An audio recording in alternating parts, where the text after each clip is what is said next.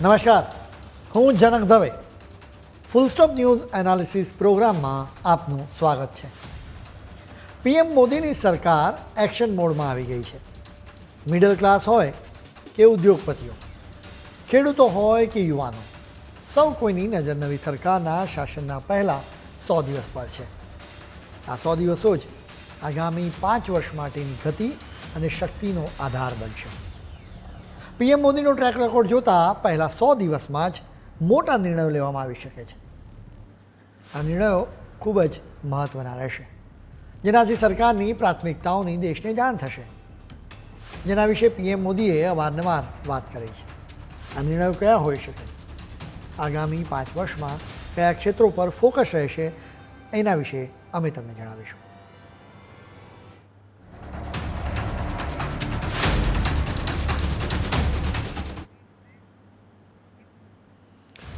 जो मैं बोलता हूँ वो मैं करता हूँ, जो मैं नहीं बोलता वो मैं डेफिनेटली करता हूँ. આ ફિલ્મી ડાયલોગ પીએમ મોદીને સંપૂર્ણપણે લાગુ પડે છે. તેમણે પીએમ તરીકેની તેમની 2 મુદત દરમિયાન બીજેપીના એજન્ડામાં રહેલા મોટા ભાગના વચનો પૂરા કર્યા છે. જમ્મુ કાશ્મીરમાંથી કલમ 370ને નાબૂદ કરવાની હોય, અયોધ્યામાં ભવ્ય રામ મંદિરનું નિર્માણ કરવાનું હોય, નાગરિકતા સુધારા કાયદાનો અમલ હોય, આવા તો અનેક વચનો તેમણે પૂરા કર્યા છે. જો કે આ વખતે ગઠબંધન સરકાર હોવાના કારણે પીએમ મોદીના અમુક પ્રશંસકો પણ આશંકા કરવા લાગ્યા છે કે હવે તેઓ વચનો પૂરા કરી શકશે કે નહીં. તમે ભૂતકાળ પર નજર કરશો તો આશંકાઓ પણ દૂર થઈ જશે. જેમ કે નરેન્દ્ર મોદી 2013માં પીએમ પદના દાવેદાર બન્યા ત્યારે કહેવામાં આવતું હતું કે દિલ્હીની રાજનીતિમાં તેઓ ફિટ નહીં બેસી શકે. એ પછી તેઓ પીએમ બન્યા તો કહેવામાં આવ્યું કે તેઓ આંતરરાષ્ટ્રીય મામલાને સંભાળી નહીં શકે. જોકે આજે તેમને વિશ્વ નેતા કહેવામાં આવી રહ્યા છે. હવે તેમના માટે આશંકા વ્યક્ત કરવામાં આવી રહી છે કે શું તેઓ ગઠબંધન સરકાર ચલાવી શકશે. વાસ્તવમાં પીએમ મોદી દરેક અડચણને તકમાં ફેરવી દે છે. તેમના માટે હવે ગઠબંધનના સભ્યો બોજારૂપ નથી. પીએમ મોદી તેમનો માનવ સંસાધન તરીકે ઉપયોગ કરી શકે છે. પીએમ મોદીએ ચૂંટણી પ્રચાર વખતે કહ્યું હતું કે છેલ્લા 10 વર્ષ તો માત્ર ટ્રેલર હતા. તમે તેમને સાંભળો. ये 10 साल का काम अभी तो ट्रेलर है, मुझे तो और आगे जाना है. आज गुजरात, महाराष्ट्र, यूपी, उत्तराखंड, कर्नाटक, तमिलनाडु, दिल्ली, एमपी, तेलंगाना, आंध्र प्रदेश, बिहार, झारखंड, पश्चिम बंगाल, उड़ीसा, इतने राज्यों में वंदे भारत ट्रेनें मिल चुकी है.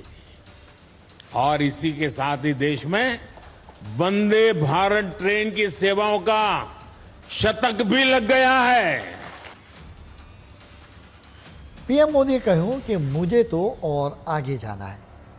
હવે મોદી 3.0ની મુદતમાં શું એજન્ડા હોઈ શકે છે એના વિશે અમે તમને જણાવીશું.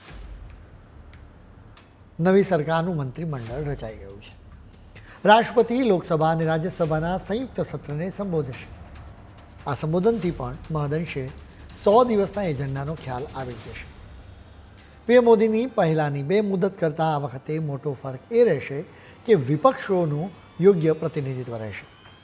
તેમને ડિબેટમાં વધારે સમય મળશે. જો કે એ સિવાય ખાસ ફરક રહે એવી શક્યતા નથી. જેમ કે નવી સરકારનું સતત ફોકસ કલ્યાણકારી યોજનાઓ પર જ રહેશે. પીએમ મોદીએ તેમની આ પહેલાંની કેબિનેટમાંથી મુખ્ય ટીમ મેમ્બર્સને જાળવી રાખ્યા છે. રાજનાથસિંહને ફરી સંરક્ષણ મંત્રાલય ફાળવાયું છે. અમિત શાહને ગૃહ મંત્રાલય, નીતિન ગડકરીને રોડ, ટ્રાન્સપોર્ટ અને હાઈવે મંત્રાલય, નિર્મલા સીતારમણને નાણાં મંત્રાલય, જ્યારે જયશંકરને ફરી વિદેશ મંત્રાલય ફાળવવામાં આવ્યું છે. મુખ્ય મંત્રાલયો જૂના મંત્રીઓને ફાળવવાનો હેતુ સ્પષ્ટ છે. પીએમ મોદી ઈચ્છતા હતા કે પહેલા જ દિવસથી આ મંત્રીઓ પેન્ડિંગ કામગીરી પૂરી કરવા લાગે. હવે પહેલા 100 દિવસમાં જ નવી સરકાર બજેટ પર પણ ફોકસ કરશે, જેના પર દેશના તમામ લોકોની ખાસ નજર રહેશે. મોટાભાગના લોકો માને છે કે આ બજેટમાં લોકોને લહાણી કરવામાં આવશે, જોકે એવી શક્યતાઓ ઓછી જણાઈ રહી છે. આ વર્ષે નહીં પરંતુ આવતા વર્ષે વેરાઓમાં ઘટાડો કરવામાં આવે એવી શક્યતા છે, જેથી મિડલ ક્લાસને રાહત મળશે. પીએમ મોદીની છેલ્લી મુદતના છેલ્લા દિવસો દરમિયાન નાણામંત્રી નિર્મલા સીતારમણે ખાસ ચર્ચા શરૂ કરી હતી. તેમણે ઉદ્યોગ કે વ્યવસાય શરૂ કરવામાં લોકોને કોઈ પ્રકારની અડચણ ન આવે એ માટે વ્યાપક ચર્ચા વિચારણા શરૂ કરી હતી, જેથી દેશના અર્થતંત્રને વેગ આપી શકાય. હવે એ દિશામાં જ પ્રયાસો કરવામાં આવે એવી શક્યતા છે. એટલે જ જો તમે કોઈ નવો ઉદ્યોગ કે વ્યવસાય શરૂ કરવા જઈ રહ્યા હો તો તમારા માટે આ સારા સમાચાર છે. આ નવી સરકારમાં ખાસ કરીને ગામડાના લોકો પર વધારે ફોકસ કરવામાં આવી એવી પૂરી સંભાવના છે. આ વખતે લોકસભાની ચૂંટણીમાં ગામડાના લોકોના અસંતોષે બીજેપીના વિજય રથને અટકાવ્યો હોય એમ જણાઈ રહ્યું છે. એટલે જ ગામડાના લોકોના અસંતોષને દૂર કરવા પર ખાસ ભાર મૂકવામાં આવી શકે છે, જે દિશામાં બે મોટા નિર્ણયો લેવામાં આવી શકે છે. એક તો મુખ્ય ખેત પેદાશોના ટેકાના ભાવમાં વધારો કરવામાં આવે. એ સિવાય સમગ્ર ભારતના ગ્રામીણ વિસ્તારોમાં ખેતીને સંબંધિત ઇન્ફ્રાસ્ટ્રક્ચર પ્રોજેક્ટ શરૂ કરવામાં આવી શકે. જો તમે ગામડાઓમાં રહેતા હો તો તમને કેવા પ્રકારની સુવિધાઓ મળી શકે છે એના વિશે અમે તમને જણાવીશું.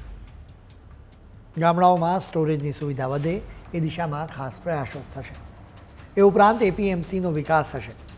સિંચાઈ માટે પણ ખાસ સુવિધાઓ રહેશે. એ ઉપરાંત ખેડૂતોને ધિરાણ મળી રહે એના માટે પણ પ્રયાસો શરૂ કરાશે. આ લોકસભાની ચૂંટણીના પરિણામોનું એનાલિસિસ કરવામાં આવતા જોવા મળ્યું કે ક્યાંક ગામડાના લોકોમાં સરકારની વિરુદ્ધ થોડોક અસંતોષ હતો. આ અસંતોષને દૂર કરવા માટે જ નવી સરકાર દ્વારા ગામડાઓના લોકોનું ખાસ ધ્યાન રાખવામાં આવી શકે છે, જેથી સબકા સાથ સબકા વિકાસના સૂત્રને ખરા અર્થમાં સાર્થક કરી શકાય. એટલે જ બજેટમાં ગ્રામીણ વિસ્તારોમાં ઇન્ફ્રાસ્ટ્રક્ચરને સંબંધિત પ્રોજેક્ટ્સની જાહેરાત કરવામાં આવી શકે છે. બલકે પીએમ મોદીએ ત્રીજી વખત શપથ ગ્રહણ કર્યા બાદ સૌથી પહેલો નિર્ણય ખેડૂતો માટે જ કર્યો. તેમણે ખેડૂતોને ભેટ આપી હતી. પીએમ મોદીએ સૌ પ્રથમ ફાઇલ પર સાઇન કરી એ પીએમ કિસાન નિધિની રકમ રિલીઝ કરવા માટે હતી. તેમણે સ્પષ્ટ જણાવ્યું હતું કે અમારી સરકાર ખેડૂતોના કલ્યાણ માટે સંપૂર્ણપણે પ્રતિબદ્ધ છે. આગામી સમયમાં અમે ખેડૂતો અને ખેતીના ક્ષેત્ર માટે વધુ કામ કરતા રહીશું. પીએમ મોદીની સરકાર તેમની પહેલી 2 મુદત દરમિયાન 25 કરોડ લોકોને ગરીબી રેખામાંથી બહાર લાવી છે, જેની નોંધ આખી દુનિયાએ લીધી છે. કોંગ્રેસની સરકારોમાં ગરીબ હટાવોના નારા આપવામાં આવતા હતા. જોકે ખરા અર્થમાં ગરીબી છેલ્લા 10 વર્ષમાં જ દૂર થઈ હોવાનો બીજેપી દાવો કરી રહી છે. આ 25 કરોડ લોકો ફરી પાછા ગરીબીમાં ન ધકેલાય એનો પણ ખાસ ખ્યાલ રાખવામાં આવશે. એટલે નવી સરકારનું ફોકસ આ 25 કરોડ લોકોને મિડલ ક્લાસ બનાવવા પર રહેશે. આ તો અમે વિકાસની દિશામાં વાત કરી, જોકે અનેક લોકો પર તવાઈ પણ આવશે. પીએમ મોદીના ટાર્ગેટ પર હવે કોણ રહેશે એના વિશે અમે તમને જણાવીશું, પરંતુ અત્યારે સમય છે એક બ્રેકનો.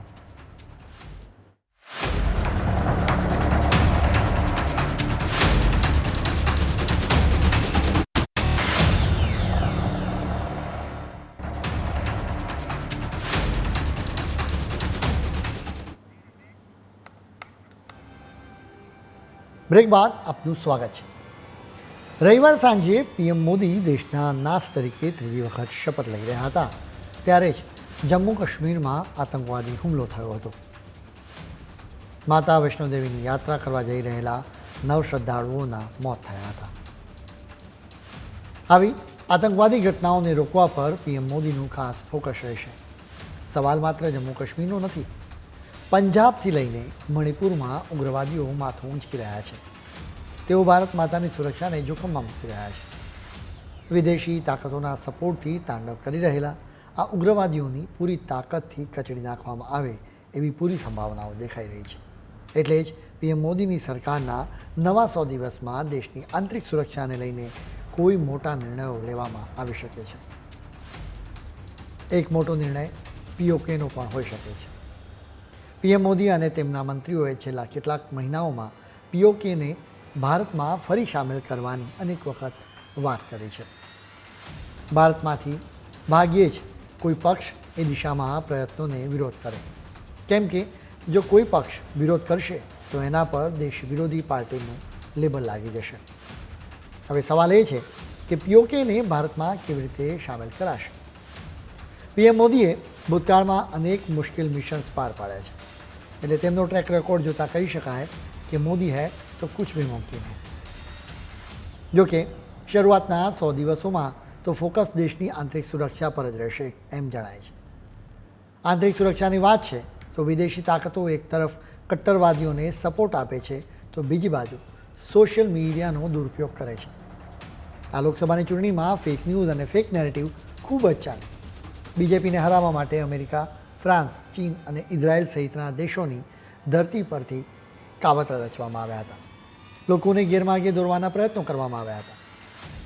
સૌથી મહત્ત્વની વાત એ છે કે હિન્દુઓના ભાગલા પાડવાનું કાવતરું પણ રચવામાં આવ્યું હતું.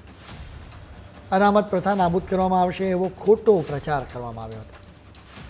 ઇન્ડિયા ગઠબંધનના નેતાઓએ પણ આવું ખોટું નેરેટિવ ચલાવ્યું હોવાનો બીજેપીનો આરોપ છે, જેની સીધી અસર ચૂંટણીના પરિણામો પર પડી હોવાનું અનુમાન છે.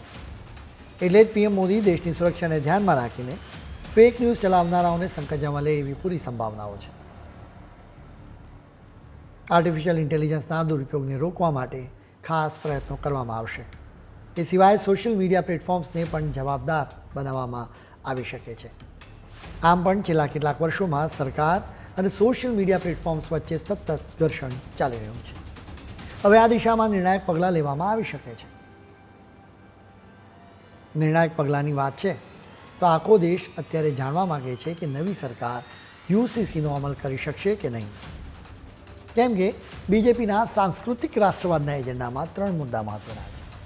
એક તો અયોધ્યામાં ભવ્ય રામ મંદિરનું નિર્માણ, બીજું જમ્મુ કાશ્મીરમાંથી કલમ 370 નાબૂદ કરવી અને ત્રીજું આખા દેશમાં યુસીસી એટલે કે સમાન નાગરિક સંહિતાનો અમલ કરો. પહેલા 2 મુદ્દા તો અમલમાં આવી ગયા છે. આ વખતે ગઠબંધન સરકાર હોવાના કારણે પહેલા 100 દિવસમાં એનો અમલ કરવો મુશ્કેલ જણાઈ રહ્યો છે, કેમ કે એના માટે બધાને સંમત કરવા સમય લાગી શકે છે. પીએમ મોદીની સરકારમાં સાથી નીતિશ કુમાર અને ચંદ્રબાબુ નાયડુ બંને મુસલમાન મતો માટે ખૂબ જ સક્રિય રહ્યા છે, એટલે જ રાજકીય રીતે આ મુદ્દો સંવેદનશીલ છે. નીતિશ બાબુના એપ્રોચમાં અત્યારે ફરક આવ્યો હોવાનું જણાય છે. આ પહેલાં બીજેપી સાથે હોવાના છતાં નીતિશ કુમારે બિહારમાં યુસીસીનો અમલ કરવાની ચોખ્ખી ના પાડી દીધી હતી. જોકે હવે તેમણે આ મામલે નરમ વલણ અપનાવ્યું છે. હવે જેડીયુના નેતાઓ કહે છે કે યુસીસીના મુદ્દે દરેક પક્ષનો અભિપ્રાય મેળવવો જોઈએ, એ રીતે સર્વસંમતિ સાધવી જોઈએ. બીજી તરફ નાયડુની પાર્ટીએ હજુ યુસીસીના મામલે કોઈ નિર્ણય કર્યો નથી. અત્યારે તો પહેલા 100 દિવસમાં યુસીસી સરકારની પ્રાથમિકતા નહીં હોય એમ જણાઈ રહ્યું છે. બિઝનેસની જેમ રાજનીતિમાં પણ લેવડ દેવડનો ખેલ ચાલે છે. પીએમ મોદી કદાચ નીતિશ અને નાયડુની અમુક માંગણીઓ સ્વીકારીને તેમને યુસીસી માટે મનાવી પણ શકે છે. જેમ કે નાયડુ આંધ્રપ્રદેશ માટે વિશેષ રાજ્યના દરજ્જાની માંગણી કરી રહ્યા છે, તો બીજી તરફ નીતિશ અત્યારે અગ્નિવીર યોજનાનો વિરોધ કરી રહ્યા છે. એટલે પીએમ મોદી આ બંને માંગણીઓના બદલામાં યુસીસી માટે આ બંને પાર્ટીઓનો સપોર્ટ માંગી શકે છે. નીતિશ કુમારે લોકસભાની ચૂંટણીના પરિણામ બાદ અગ્નિવીર યોજનાની સમીક્ષા કરવા માટે પીએમ મોદીને જણાવ્યું હતું. વાસ્તવિકતા એ છે કે લોકસભાની ચૂંટણી દરમિયાન જ પીએમ મોદીની સરકાર આ યોજનાને લઈને એલર્ટ થઈ ચૂકી હતી. ધ ઇન્ડિયન એક્સપ્રેસના એક રિપોર્ટ અનુસાર આર્મી અત્યારે અગ્નિવીરો માટેની યોજના વિશે પોતાનો સર્વે કરી રહી છે. અગ્નિવીરો તેમજ યુનિટ કમાન્ડર્સના અભિપ્રાય મેળવવામાં આવી રહ્યા છે. આ રિપોર્ટ 23મી મેનો છે, એટલે કે નીતિશ કુમારે માંગણી કરી એના પહેલાં જ પીએમ મોદીની સરકારે એ દિશામાં પ્રયત્નો શરૂ કરી દીધા હતા. એટલે જ પીએમ મોદી સરકારના પહેલા 100 દિવસમાં જ યુવાનોની નારાજગી દૂર કરવા માટે અગ્નિવીર યોજનામાં મોટા ફેરફાર કરવામાં આવી શકે છે. પીએમ મોદીના એજન્ડાઓમાં એક મુદ્દો એક દેશ એક ચૂંટણીનો પણ છે, એટલે કે લોકસભા અને રાજ્યોની વિધાનસભાની ચૂંટણીઓને એકસાથે યોજવી. નીતિશ કુમારની પાર્ટી જેડીયુએ તો એના માટે સપોર્ટ આપી દીધો છે. જેડીયુના નેતા કેસી ત્યાગીએ કહ્યું હતું કે આ મુદ્દે તેમને કોઈ પ્રોબ્લેમ નથી. બીજી તરફ ચંદ્રબાબુ નાયડુની પાર્ટી ટીડીપીએ કહ્યું છે કે તેઓ આ મામલે યોગ્ય સમયે પોતાનો અભિપ્રાય આપશે. જો કે આ મામલે વ્યાપક સંમતિની જરૂર પડશે. એટલે પહેલા 100 દિવસમાં આ દિશામાં કોઈ એક્શન લેવાય તેવી સંભાવનાઓ બહુ ઓછી જોવાઈ રહી છે. આપણા ગુજરાતીઓ માટે ધંધા રોજગાર ખૂબ મહત્ત્વના છે. નવી સરકાર આર્થિક ક્ષેત્રે કેવા નિર્ણયો લઈ શકે છે એના વિશે પણ અમે તમને જણાવીશું. પરંતુ અત્યારે સમય છે વધુ એક બ્રેકનો.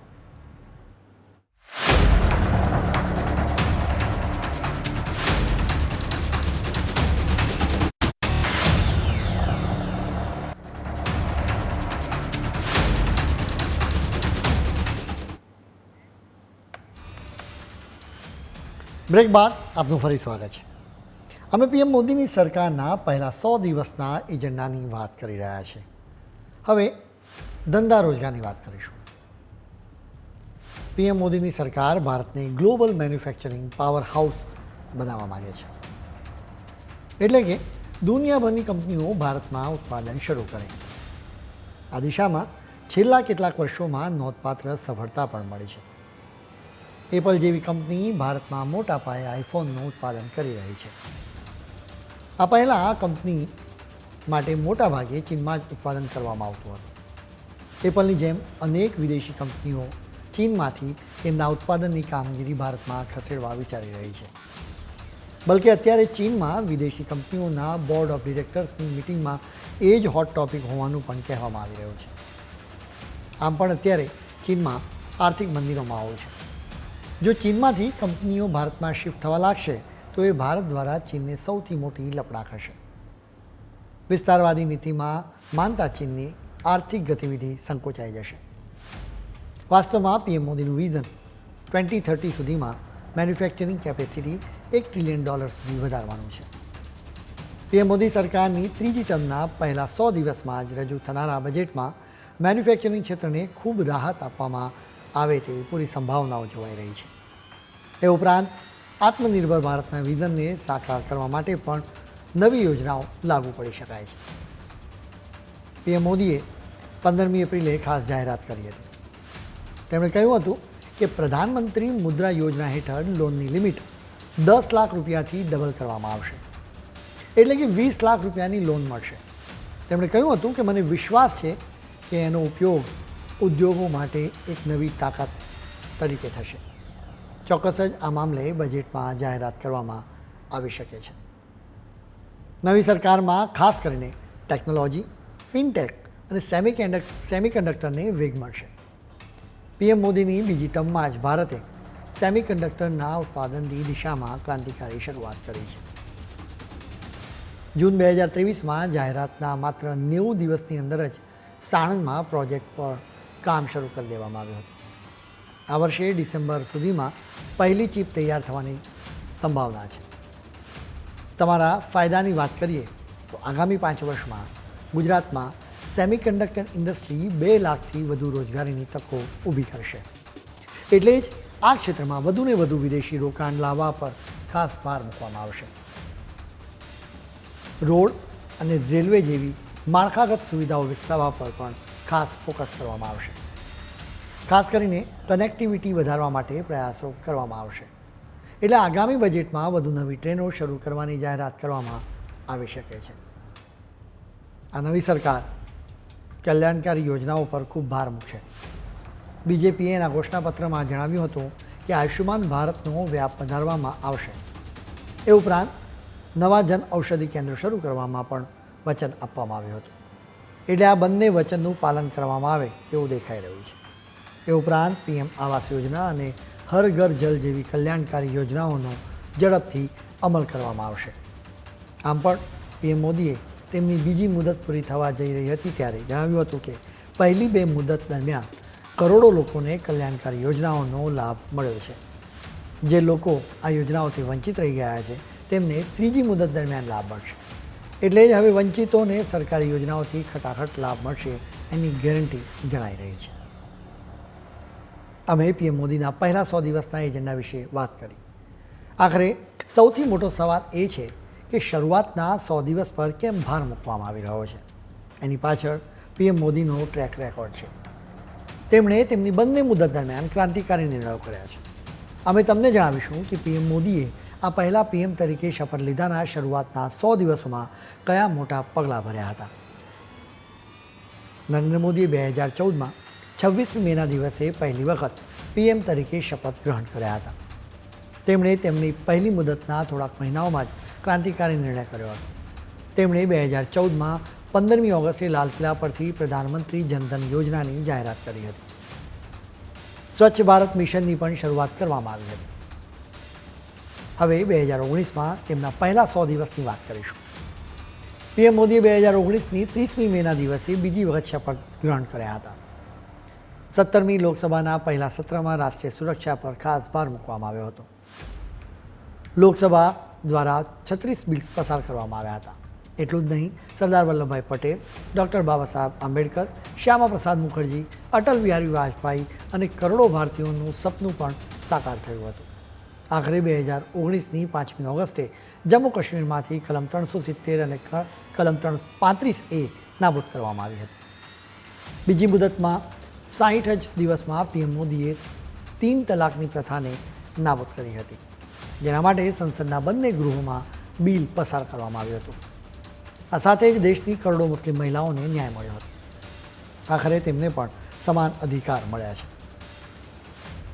ક્રાંતિકારી નિર્ણયો લેવાનો પીએમ મોદીનો ટ્રેક રેકોર્ડ રહ્યો છે. વળી તેમણે સ્પષ્ટ જણાવ્યું છે કે ત્રીજી મુદતમાં મોટા નિર્ણયો લેવામાં આવશે. દેશ અને દુનિયાએ આ મોટા નિર્ણયો માટે તૈયાર રહેવું જોઈએ. ખેર, આજના બુલેટિનમાં આજે આટલું જ. નવા મુદ્દાઓ સાથે કાલે ફરી મળીશું. ત્યાં સુધી મને રજા આપશો. નમસ્કાર.